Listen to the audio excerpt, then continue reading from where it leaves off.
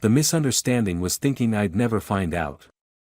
I've always prided myself on being a good judge of character.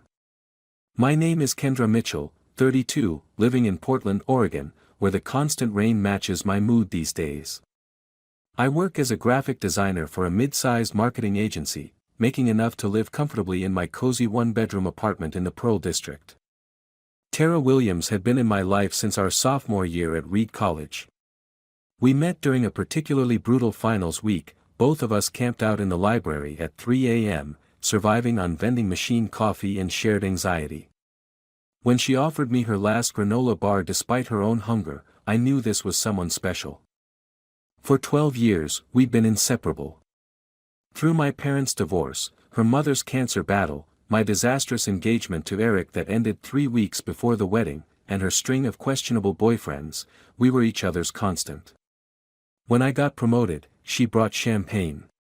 When her cat died, I took the day off work to sit with her while she cried. That's what friendship is supposed to be, showing up when it matters. Tara worked at Beacon Tech, a promising startup developing sustainable energy solutions.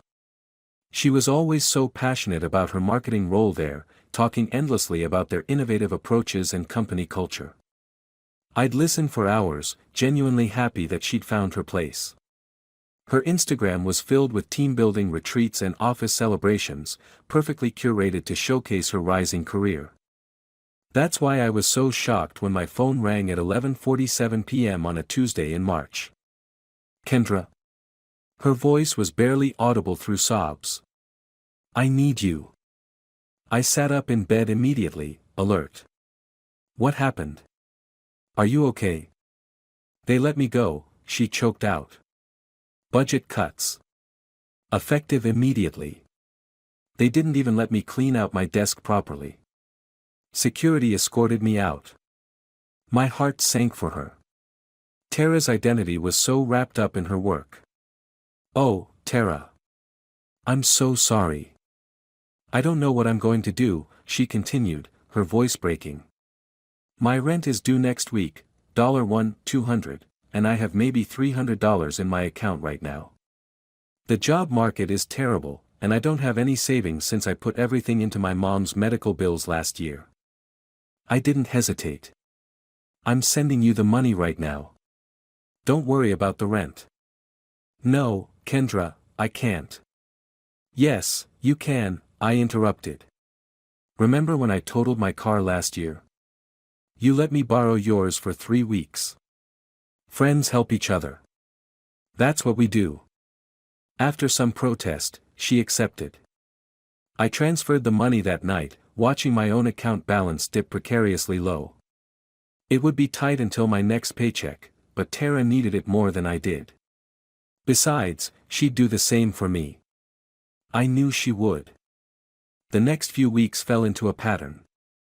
Tara would call, apologetic and desperate. Another bill she couldn't pay. Another failed interview. Another reason she needed just a little more help. The electric company is threatening to shut off my power, she texted one morning. I have an interview tomorrow and need to look presentable. I can't shower in cold water. $137.82. Another time, my phone bill is overdue, and they're going to disconnect service. How am I supposed to get job calls without a phone? $89.99. Each time, I sent what she needed. Sometimes I'd ask about her job search, and she'd say things like, still looking. Had an interview at Davidson Media yesterday, but they seemed unimpressed.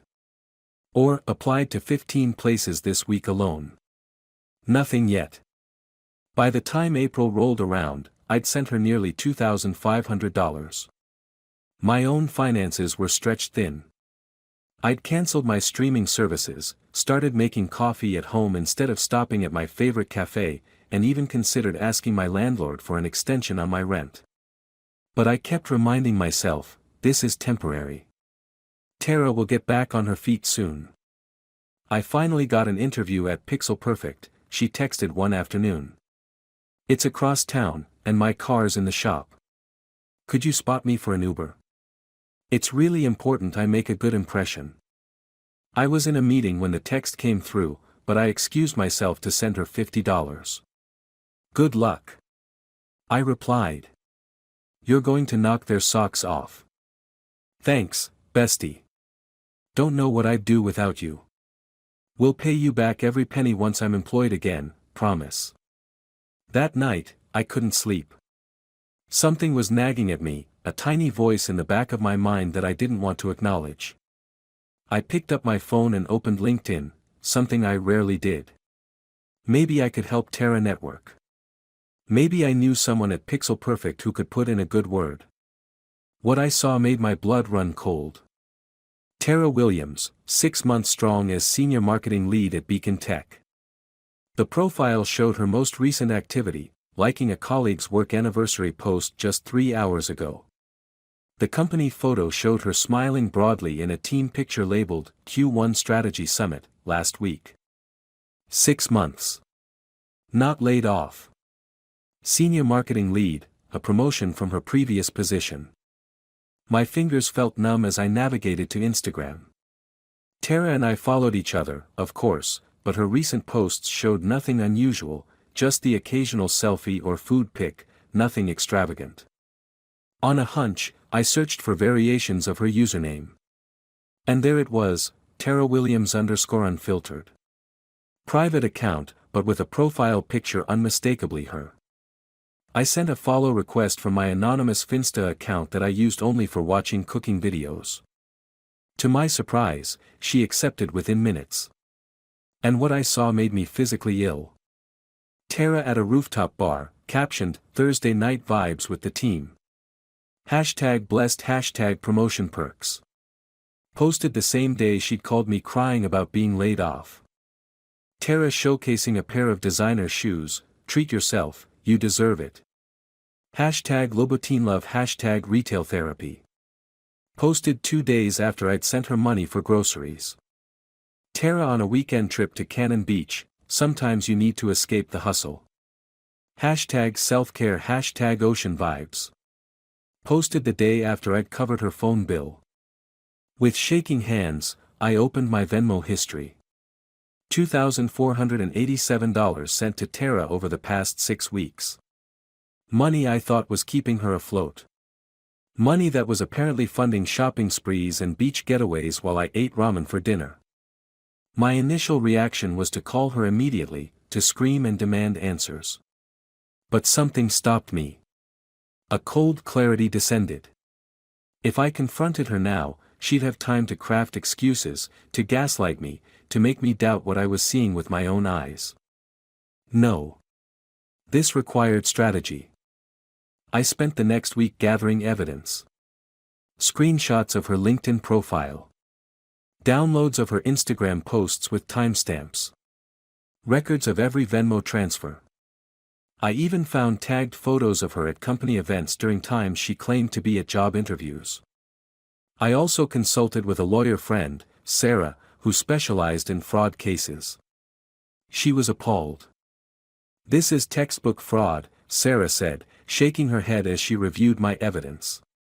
She made false statements to induce you to give her money. That's illegal. What are my options? I asked. Small claims court would be straightforward. The evidence is clear, and the amount is well under the limit. I can help you file the paperwork. I nodded, something hardening inside me. Do it. The following day, I texted Tara casually. Hey, want to grab coffee tomorrow? Been missing our chats. Her response came quickly.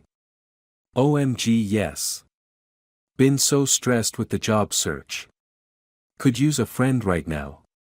We agreed to meet at our favorite cafe at 10 a.m. I arrived early, secured a table in the corner, and placed the manila envelope carefully beside my latte. My heart was pounding, but my resolve was firm. When Tara walked in, I almost didn't recognize her. She looked radiant.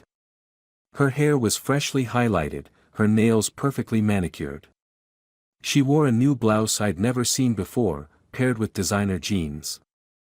Not exactly the appearance of someone struggling to make ends meet. Kendra, she exclaimed, wrapping me in a hug that I barely returned. God, I've missed you. These past few weeks have been such a nightmare.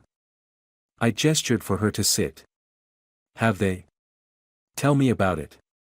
She launched into a detailed account of fictitious job interviews and rejection emails, punctuated with heavy sighs. But I'm trying to stay positive, she concluded. I'm finally feeling like myself again, you know. Taking it one day at a time. I nodded, maintaining a neutral expression. New blouse. Her hand fluttered to the garment. Oh, this old thing. Had it forever. Just haven't worn it in a while. Lie. The price tag was still partially visible under her left arm. How was your interview at Pixel Perfect? I asked, my voice steady. Ugh, a disaster, she rolled her eyes dramatically. The interviewer was clearly intimidated by my experience. Barely asked me any questions. I sipped my latte slowly. That's strange. What is? That you'd have an interview at all, considering you're still employed at Beacon Tech. As senior marketing lead, no less. Congratulations on the promotion, by the way. The color drained from her face. Her mouth opened, then closed. I slid the manila envelope across the table. Your LinkedIn profile. Your secret Instagram account. The Venmo transfers. And a receipt from my lawyer. Her hands trembled as she opened the envelope. Small claims court, I continued, my voice eerily calm. Fraud. Sarah thinks it's an open and shut case. Kendra, she stammered, this is all a misunderstanding. The misunderstanding, I cut her off, was thinking I'd never find out. She became desperate then, tears welling in her eyes. I can explain. Things at work have been so stressful. The promotion came with impossible expectations. I've been having panic attacks. The money, I was going to pay you back. It was just. Just what? Just a game. Just a way to fund your lifestyle while I struggle to pay my own bills. I leaned forward. You watched me cancel plans because I couldn't afford it after sending you money for supposed emergencies. You let me eat ramen for a week so you could buy Louboutins. I was going through something, she pleaded. I wasn't thinking clearly. Neither was I replied, standing up. I wasn't thinking clearly when I believed my best friend wouldn't systematically lie to me and steal from me. As I gathered my things, she grabbed my wrist. Please, Kendra. We've been friends for 12 years. Don't throw that away. I'll pay you back everything, I swear. I gently removed her hand. Court date is in 3 weeks. You'll be served formally tomorrow. I walked out of the cafe without looking back, her pleas fading behind me. That night, I blocked her on every platform. The next day, I changed my phone number. The court process was surprisingly straightforward. Tara didn't even show up for the hearing, resulting in a default judgment in my favor for the full amount plus court costs. Whether I'd ever see that money was another question entirely. 2 months later, I was scrolling through Instagram when a mutual friend's post caught my eye. It was a group photo from a birthday party I hadn't been invited to. Tara was there, looking subdued, nothing like her usual camera-ready self. Out of curiosity, I checked her professional social media. She'd left Beacon Tech. Her LinkedIn now listed her as seeking new opportunities. I felt no satisfaction, just a hollow ache where 12 years of friendship used to be. That evening, through an acquaintance, I learned that Tara had been fired after her fraud case became known at work. Apparently, stealing from your best friend doesn't inspire confidence in your professional ethics. A week later, an envelope arrived at my apartment. Inside was a check for the full amount I was owed, plus a handwritten note. Some lessons cost more than money. I'm sorry. T. I deposited the check but didn't reply to the note. Some betrayals can't be undone with an apology or repayment. The trust, once broken, remains shattered. Sometimes I wonder if I made the right choice. If scorched earth was the only way forward. If I could have found another path that preserved something of our history together. But then I remember her sitting across from me in that cafe, wearing new clothes bought with my money, lying to my face without hesitation, and I know, she hadn't been my friend for a long time. Perhaps she never was. They say revenge doesn't bring peace. Maybe that's true. But accountability, that's something different. That's necessary. I've moved to a new apartment now, in a different neighborhood. Started fresh. Made new friends who I'm careful about trusting too quickly. The experience has changed me, hardened me in some ways, but also taught me to value authenticity above all else. Last I heard, Tara had moved back to her hometown in Ohio. Started over too, I guess. I hope she learned something from all this. I know I did. Sometimes, on rainy Portland nights, I still think about those 12 years of friendship. The laughter, the support, the shared history. Was it all an illusion? Was she always capable of such calculated deception? Or did something in her break along the way? I'll never know. And maybe that's the hardest part, not understanding how someone you thought you knew completely could turn out to be a stranger. But life moves forward. Trust, once lost, can be rebuilt, not with the same person, perhaps, but with others who prove worthy of it. And as for Tara's Instagram, she found a new post to share after everything settled. Some lessons cost more than money. Yeah. And some friends cost more than they're worth.